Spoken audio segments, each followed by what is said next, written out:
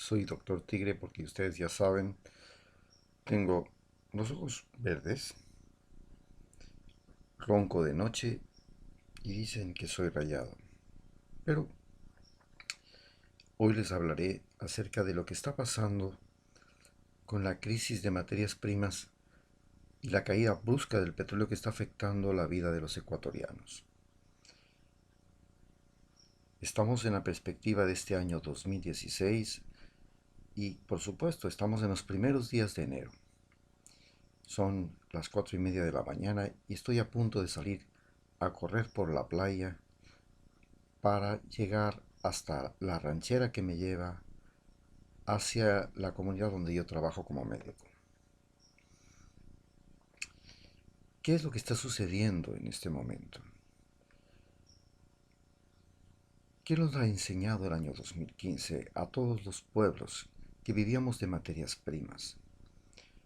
Bien, entre otras cosas, por ejemplo, en el caso del Ecuador, ya no podemos vender el petróleo, no tiene ninguna utilidad el gobierno por la venta de petróleo. Tiene cero ingresos. Pero sin embargo, ha logrado reducir el gasto que tenía por financiar los combustibles que son subsidiados en Ecuador. De cada galón de gasolina, prácticamente el 60% es financiado por el gobierno. Hoy, con la caída del petróleo, el gobierno sigue vendiendo la gasolina al mismo precio, pero ya le cuesta mucho menos abastecerse y comprar, porque además potencializó su propia refinería, la refinería de Esmeraldas, y esto le está permitiendo tener ingresos económicos. Esto nos enseña que estamos en una época en que vivir de materias primas ya es un error. Ya no podemos continuar siguiendo con esta agricultura extensiva que está destruyendo todo, está acabando con la naturaleza, solamente para ser exportadores de banano, para ser exportadores de cacao, para ser exportadores de camarón. Esta destrucción de la biodiversidad a través de la agricultura extensiva es una de las cosas que tiene que enfrentar no solo Ecuador, sino el mundo, con lo que fue acordado en Francia en diciembre del año pasado.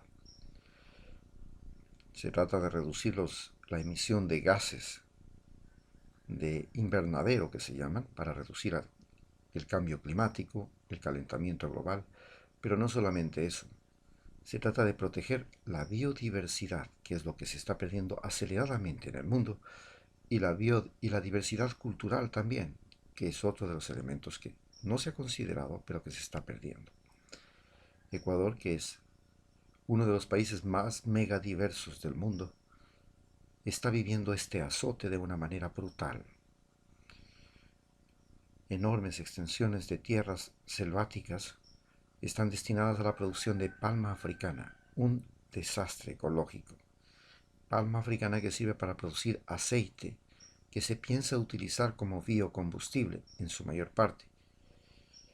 Estos desastres ambientales producidos por el hombre en lo que se denomina el antropoceno, la época que va desde la conquista de América, con la llegada de Cristóbal Colón, no con la llegada de los ingleses a Norteamérica, con la llegada de Cristóbal Colón, que significa que los seres humanos comenzaron a traer de un continente a otro especies e inclusive seres humanos, como la traída de los afro, de la gente de África, de los negros desde África, y llevando desde América hacia todo el mundo. Esta transformación del planeta, que es el comienzo del denominado antropoceno, el tiempo en que el ser humano es el principal agente de la transformación del planeta, nos está dando ahora una clara explicación de que los tiempos de producción de materias primas están cayendo. ¿Qué es lo que tiene Ecuador para poder salir de este trance que está viviendo y que están viviendo muchos países? Estamos entrando a lo que se llama la economía de protección ambiental. Muchos otros países están entrando, en cambio, a una economía de producción industrial. Y están aprendiendo a producir sus propios carros, sus propios teléfonos, sus propias televisiones, etcétera, etcétera. Y después a vender al resto del mundo, el proceso de China.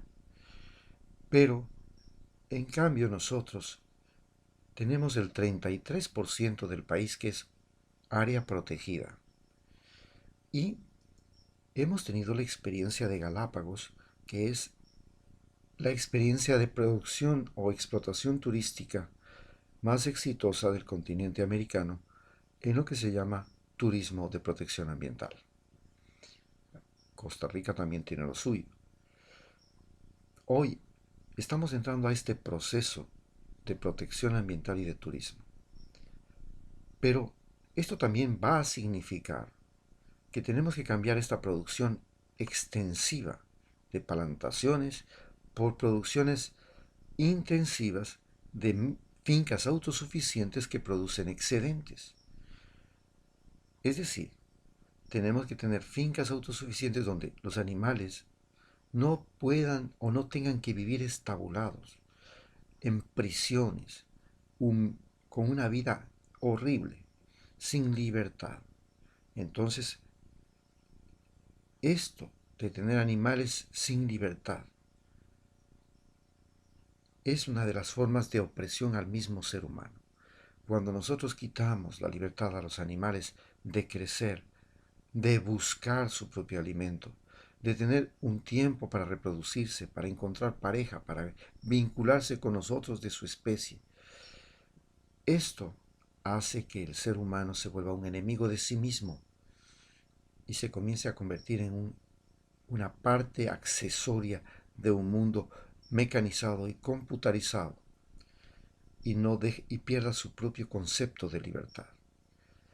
La libertad es esta capacidad de búsqueda y satisfacción de necesidades, de intereses, a partir del gusto personal, pero sin perjudicarse ni a sí mismo, sin perjudicar a otro ser humano y sin perjudicar a la naturaleza en su sentido global, porque es indudable que si yo pesco voy a matar animales, si yo crío gallinas voy a matar animales, si yo crío ganado voy a tener que matar. El problema no es matar, es extinguir especies, es afectar a toda la naturaleza. Es el caso del problema de la deforestación que vivimos en Ecuador. Es la destrucción de especies de árboles que ya no pueden volver ni a crecer en el mismo lugar, peor, a existir como especie. Desaparecen las especies. Y tenemos lo mismo en la destrucción de especies marítimas que están seriamente amenazadas. Y estamos así procediendo con todo. Entonces la conciencia humana consiste en que tenemos que pasar de esta economía de explotación de la biodiversidad para quedarnos con solo pocas especies que no pasan de 50, que son los alimentos que se consumen en el planeta, a una sociedad donde se consumen muchas más especies de alimentos, etcétera, etcétera, pero estas especies pueden vivir con una mayor libertad, es más, pueden vivir inclusive en estado salvaje, pero los seres humanos no somos depredadores que destruyen especies.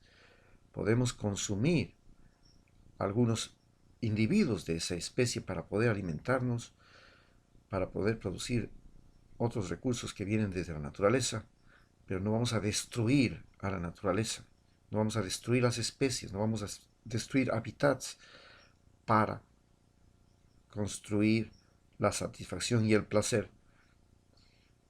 Entonces, esto de cambiar la conciencia humana de una conciencia de simples consumidores que tienen el patrón dinero dentro de sus propias entrañas a seres productores y protectores de diversidad cultural, es la perspectiva que nos presenta la crisis que nos está dejando el año 2015 y la perspectiva de un mayor hundimiento en el 2016.